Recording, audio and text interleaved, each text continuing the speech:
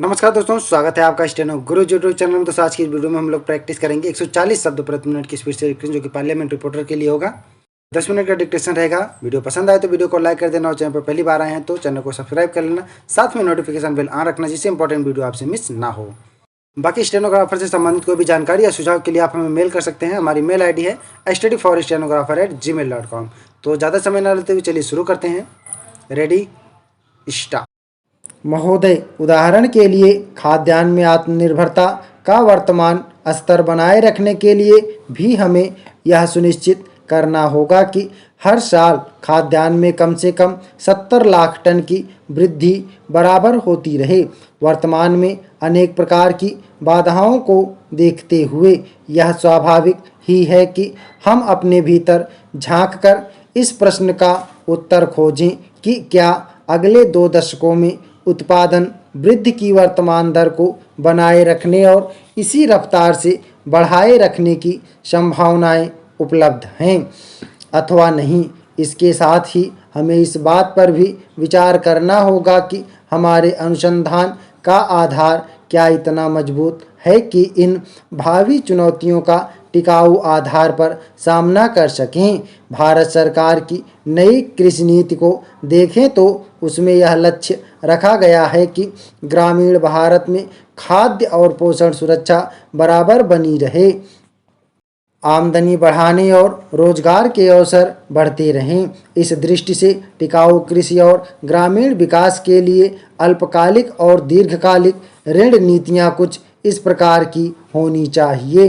खाद्य उत्पादन में पौध प्रारूप को सुधार कर विकसित की गई गेहूं और धान की अधिक उपजशील किस्मों का मक्का, ज्वार तथा बाजरा में संकट ओज का उपयोग करके ही विशाल प्रगति की गई, लेकिन अब भी इन फसलों की उन्नत किस्मों की आनुवंशिक संभावनाओं का पूरा इस्तेमाल नहीं किया गया। नहीं तो किसानों के खेतों पर और प्रयोगशालाओं के खेतों पर उपज के स्तर में इतना भारी फर्क देखने को नहीं मिलता। उदाहरण के लिए मध्यम अवधि वाले बौने धान की किस्म 6 टन प्रति हेक्टेयर तक पैदावार दे सकते हैं, जबकि सिंचित क्षेत्रों में इन किस्मों की औसत उपज 3 टन प्रति हेक्टेयर भी नहीं है। इससे साफ पता चलता है कि बौने धान की उपज संभावना का केवल 40 से 50% इस्तेमाल किया गया। यही बात गेहूं, ज्वार और बाजरा पर भी लागू होती है। यदि उपज को अस्थिर बनाने वाले कारकों को पहचान कर उनका सुधार कर दिया जाए तो इस समय उपलब्ध किस्मों का ही उपयोग करके अगले वर्षों में 2.5 करोड़ से 3 करोड़ टन अतिरिक्त खाद्यान्न पैदा किया जा सकता है। जहां तक बाधाओं की बात है, जैविक और अजैविक दबाव 30 से 35% तक उपज तबाह कर देते हैं। यदि किस्मों और संकरों में बाधा का वांछित स्तर दिया जाए और समेकित कीट प्रबंधन की तकनीकें अपनाई जाएं तो यह हानि काफ़ी हद तक कम की जा सकती है। पोषक तत्वों के असंतुलित और कम मात्रा में उपयोग करने, अनुचित किस्मों को चुनने और घटिया बीज के कारण भी उपज का बहुत हानि होती है, जिसे कम किया जा सकता है।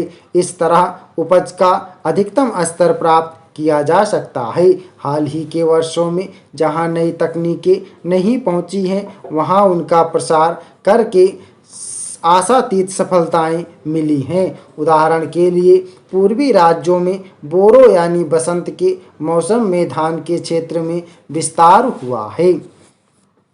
महोदय, मुझे इस बात से बड़ी प्रसन्नता है कि आप लोग जो आदिम जातियों के हित में अपने अपने तरीकों से कार्य करने में रत रहे हैं और जिन्हें आदिम जातियों की सेवा करने का प्रयास करने वालों के सामने आने वाली समस्याओं से अब तक काफ़ी परिचय हो गया है। आज इस सम्मेलन में इस विचार से समवेत हुए हैं कि इस महान समस्या पर सम्मिलित रूप से विचार किया जा सके और आदिम जातीय लोगों की सेवा के लिए एक समन्वित योजना तैयार की जा सके। भारत के संविधान ने देश की सरकार का यह अनिवार्य कर्तव्य विहित कर दिया है कि वह इस समस्या पर विशिष्ट ध्यान दे। अपने इस अनिवार्य कर्तव्य का पालन करने के लिए सरकार ने इस कार्य की देखभाल हेतु एक विशिष्ट पदाधिकारी नियुक्त किया है। आप सब लोग श्री लक्ष्मीदास श्रीकांत को जानते हैं। आदिम जातियों के हितार्थ कार्य करना उनके जीवन का उद्देश्य है और अब तक रहा है, किंतु यह समस्या इतनी उलझी हुई और जटिल है कि इसके लिए अनेक विचारवान व्यक्तियों के सहयोग की आवश्यकता है और इसलिए आज आप यहाँ एकत्रित हुए हैं, जिससे आप इस समस्या के स्वरूप को और अधिक स्पष्ट करने तथा इसको शीघ्र सुलझाने के लिए प्रभावी कार्यक्रम तैयार करने में अपना संपूर्ण अंशदान करें। भारत में अनुसूचित आदिम जातियों के नाम से ज्ञात लोगों की जनसंख्या लगभग 2 करोड़ है। वे समस्त देश में फैले हुए हैं, किंतु उनकी जनसंख्या का बड़ा भाग बिहार, बम्बई, उड़ीसा, मध्य प्रदेश, पश्चिम बंगाल, मध्य भारत, मद्रास और राजस्थान के राज्यों में है। उनसे संबंधित अनेक समस्याएं हैं जिनका सहानुभूतिपूर्ण और समझबूझ से हल करना आवश्यक है।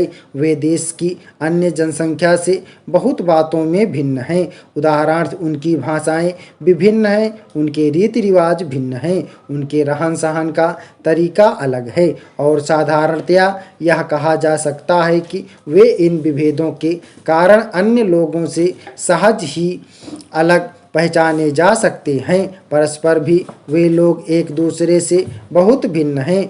विभिन्नताओं के कारण उनकी समस्या को सुलझाना कठिन हो जाता है।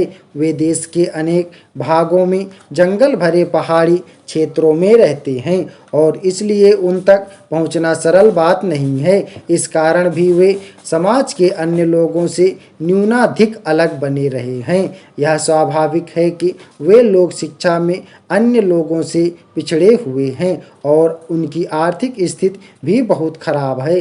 कुछ स्थानों में तो उन्होंने खेती बाड़ी आरंभ कर दी है, किंतु अनेक स्थानों में वे अभी अस्थायी दृष्टि से कृषक नहीं हो पाए हैं। वे जो कुछ खेती बाड़ी करते हैं वह भी बहुत ही पुराने युग की सी है।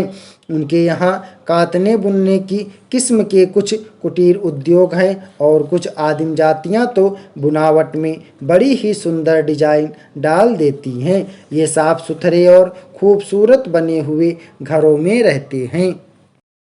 महोदय, सामान्यतः जीवन की आधुनिक सुविधाओं में से उन्हें कोई भी प्राप्त नहीं है। संसार के विभिन्न देशों में ईसाई धर्म प्रचारकों तथा संस्थाओं ने उनमें काफ़ी काम किया है।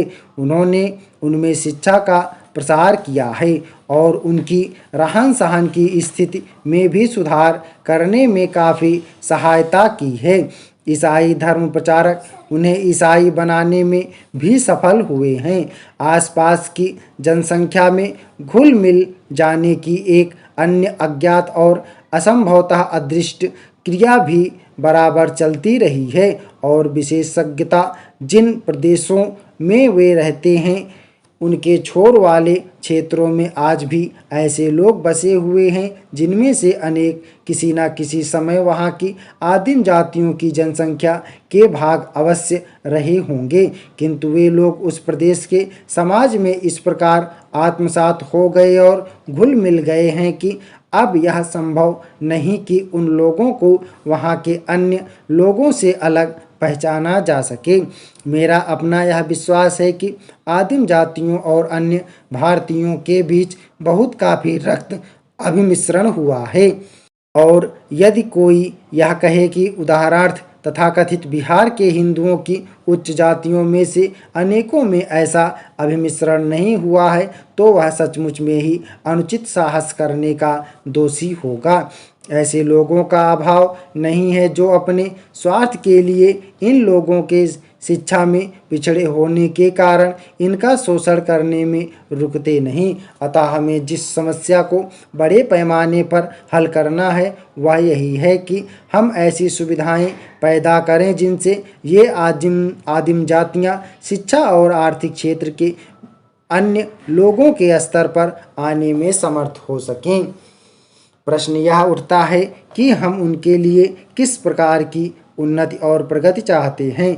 क्या यह वांछनीय नहीं है कि उन्हें ऐसी सुविधाएं प्रदान की जाएं जिनसे वे अपनी रीति रिवाजों, रहन सहन और संस्कृति के बनाए रखने में भी अपना आर्थिक और अन्य प्रकार का विकास कर सकें, चाहे जो कोई भी तरीका अपनाया जाए।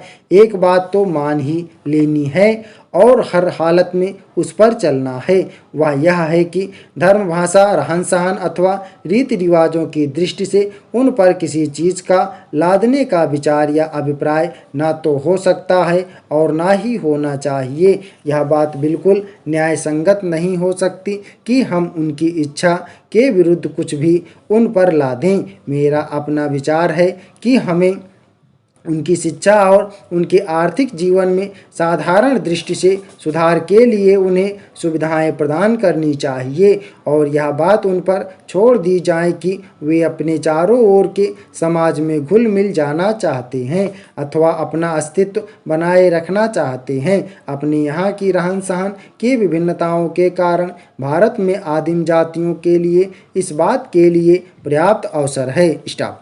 तो दोस्तों आप लोग इसको प्रैक्टिस करिएगा। 140 शब्द प्रति मिनट की स्पीड से था। पीडीएफ इसका आपको हम ग्रुप में शेयर कर देंगे।